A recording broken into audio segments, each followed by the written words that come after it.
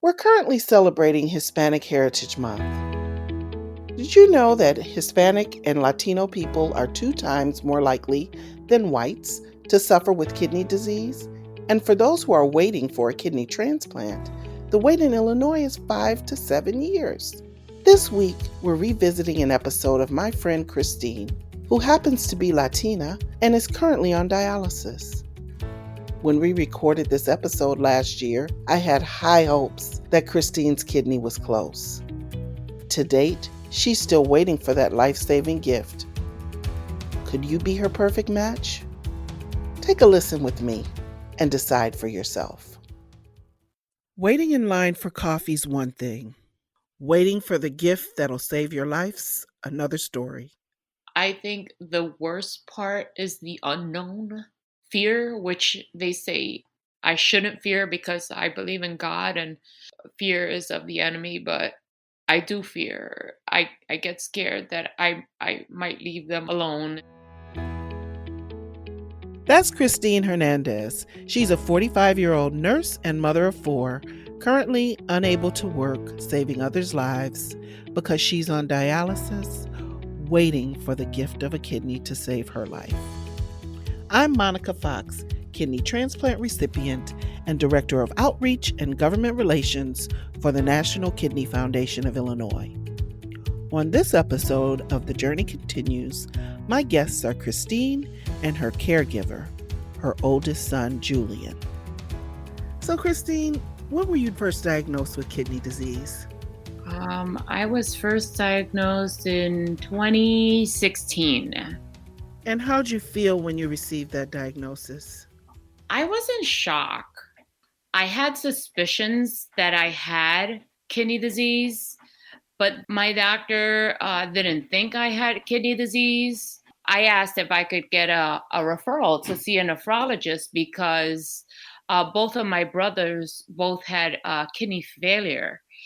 And I felt like I had some kind of diagnosis with kidney disease, just didn't know what it was. And she went ahead and gave me a referral, like a little hesitant, because she felt like I really didn't fit the criteria of someone that actually had kidney disease, because I didn't have high blood pressure, I didn't have diabetes. There wasn't anyone in my family with like polycystic, so there wasn't really a reason to give me referral to see a nephrologist. But I was persistent, and I got her to get me that referral. And I met this awesome nephrologist. I told him my story. He went down my family tree, and he said that he usually wouldn't do this, but he was going to take my case in front of a panel of nephrologists to see if he could do something radical, which was do a biopsy of my kidney, because he couldn't get a good picture of my kidneys. Because according to my blood work, my kidneys were functioning above 60%, which is considered like normal, right? So after he got that approval, we went in and I got the biopsy, and it showed the next day he came in, it was myself and Julian, like always together. And he told me that he had some bad news for me, that my kidneys were functioning at like 30% each, and that there was no cure for kidney disease, and that I looked like I had a genetic type of kidney disease called medullary cystic kidney disease, which didn't have a blood test or a any kind of test for it. There was only clinical trials for it to find out if I had it. So he unofficially diagnosed me with that and told me, I asked him, I said, what could I do being proactive, being that I got it at 30%? What could I do to try to prolong my kidney life, right? Because it's called kidney life. And he said, well, there's nothing much you can do. I said, could we put a stent in them? That was the nurse thinking in me that I could fix everything, right? I said, could we put a stent in it so we could get some blood flowing to the area and maybe get it to work again. And he said, no, once the kidneys are gone, they don't rejuvenate, they don't get fixed, they just keep declining. But what you could do is be proactive, be on a diet, low sodium, and also look into kidney transplants for the future and dialysis. And I just was like flabbergasted. I wanted to cry. I think I did cry. I did everything all at once because I didn't have a chance to like really take in the grieving process. So I did everything like really fast. Christine, I'm so glad that you were so proactive and went ahead and insisted on further testing so that you got a diagnosis as soon as possible. Julian, how did you feel when you heard your mom's diagnosis? Well, it was a bit of a shock, and uh, it it like brought to light that we needed to change our lifestyles. Her, my uncles, they all have kidney failure, so I didn't want to end up with kidney failure too. I decided to start taking care of myself. My mom started taking care of herself, and just to prolong my kidneys. Well, that was really a smart thing to do. And Christine, how long after that diagnosis did your kidney failure progress until you needed dialysis? It was like, I would say 4 years. It was really fast.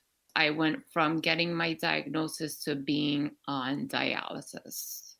And so, what's dialysis treatment like for you?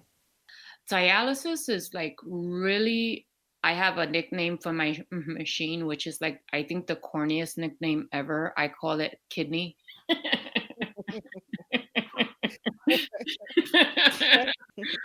um, so it's been hard, and I try to make the best of it um, for all of us. And we all have our moments, of course, and sometimes we get on our last nerves, especially with the quarantine.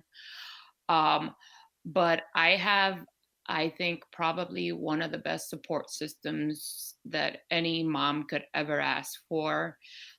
Everyone takes a chance to kind of hang out with me, come and make jokes, make me laugh, make me feel better. I also do the same thing to them.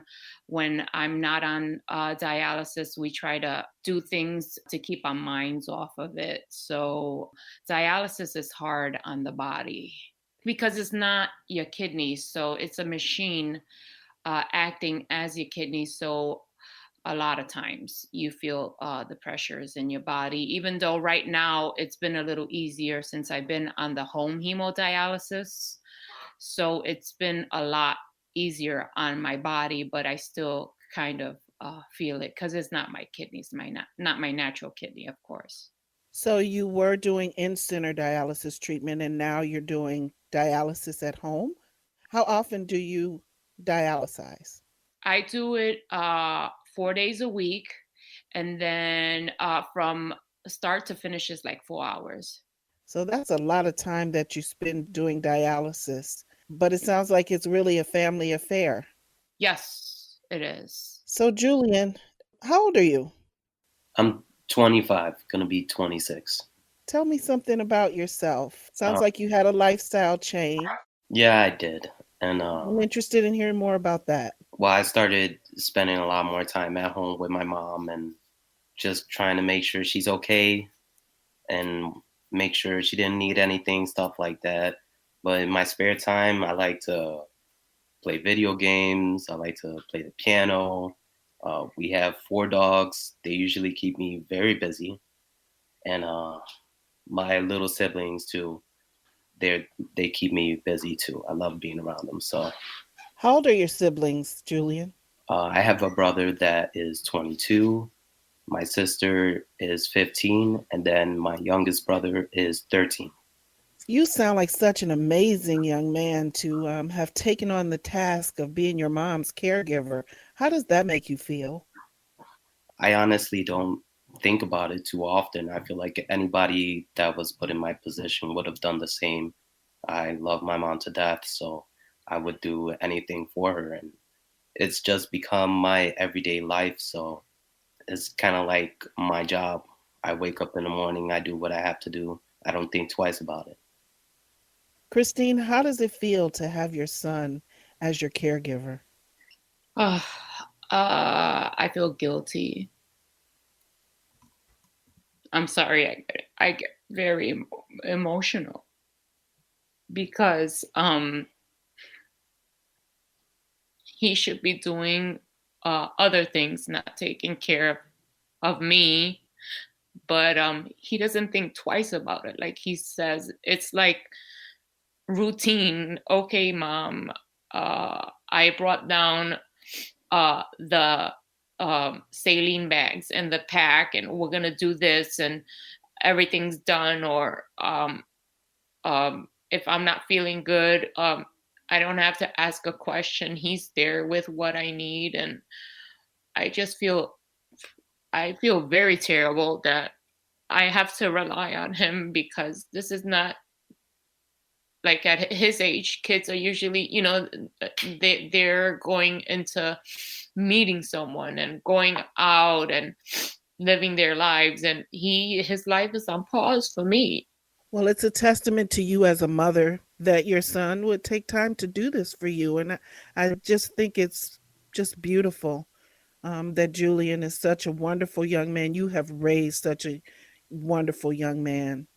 Thank you. What is the worst part of this for you being on dialysis and having kidney disease?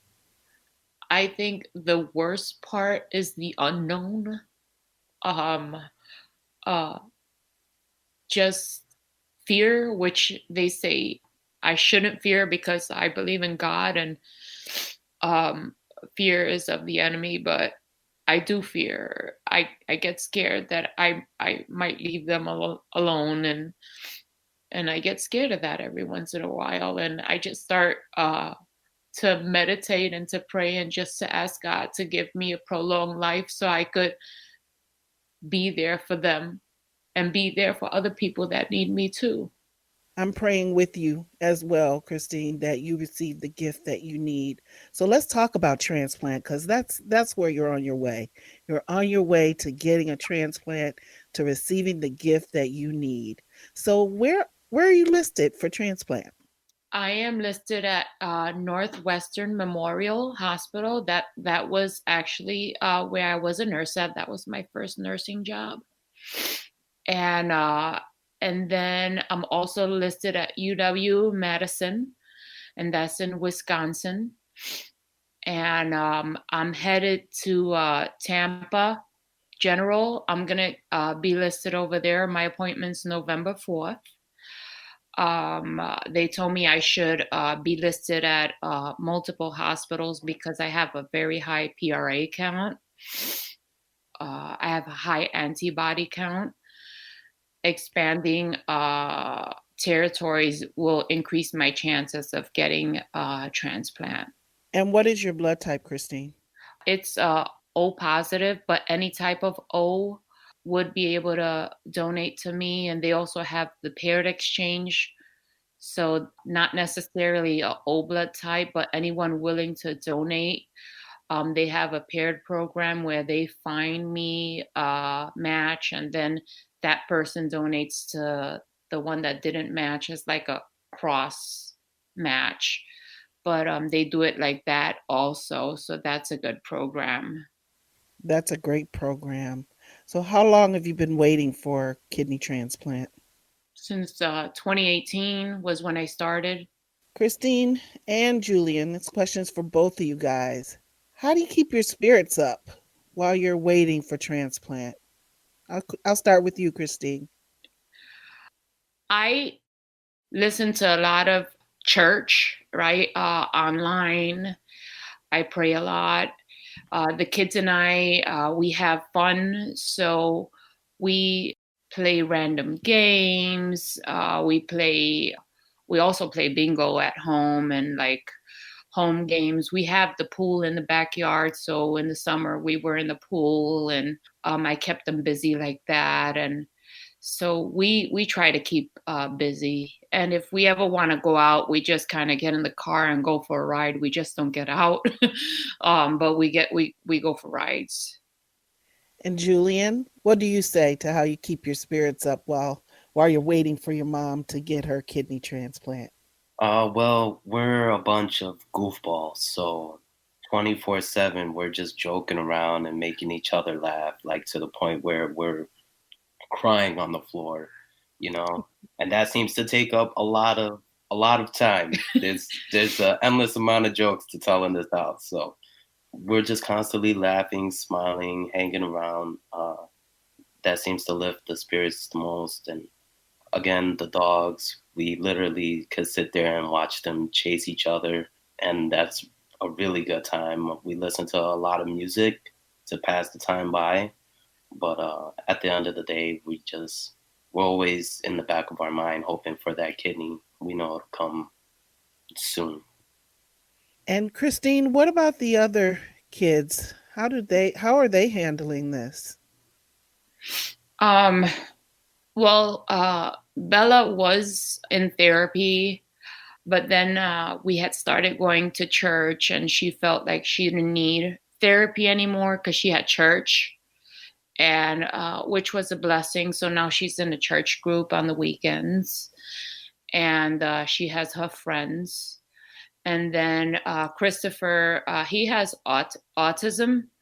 So he goes to therapy and he goes to school, and he talks to us. He's a joker too, believe it or not. He's very high functioning. So he doesn't really understand like kidney failure. So he thinks like I'll go to the hospital and like get a kidney and that's it, or the other day I was getting a new cycler. He was like, "Oh, great, Ma, you got your kidney transplant. We don't need this anymore."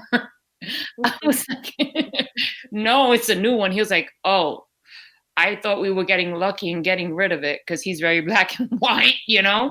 And I'm like, "No, buddy, I need this until I get my kidney transplant." "Well, can you hurry up and get a transplant already, Mom?" I'm like, "I wish it was that fast, buddy, but it's going to happen." Yes, it's going to happen. I believe that.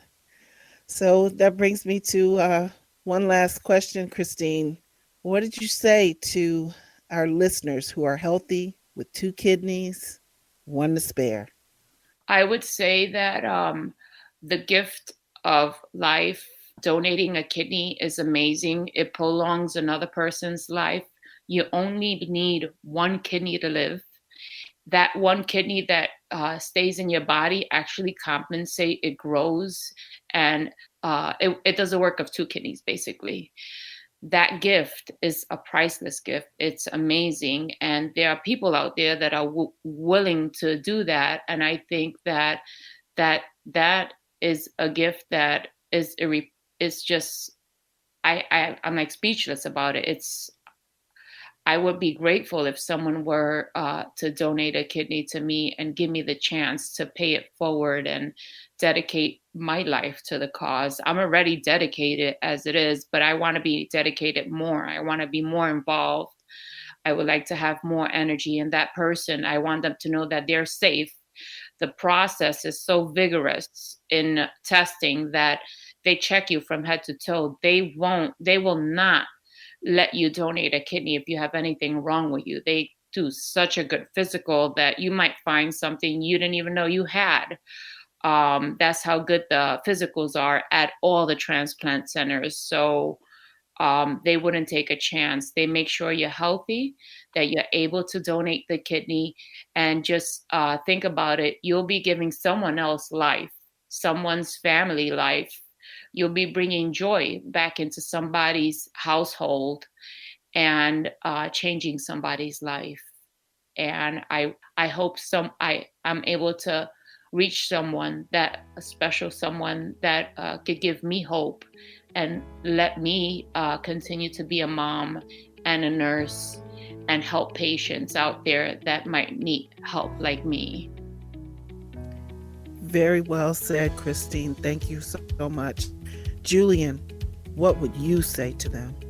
Never take anything for granted.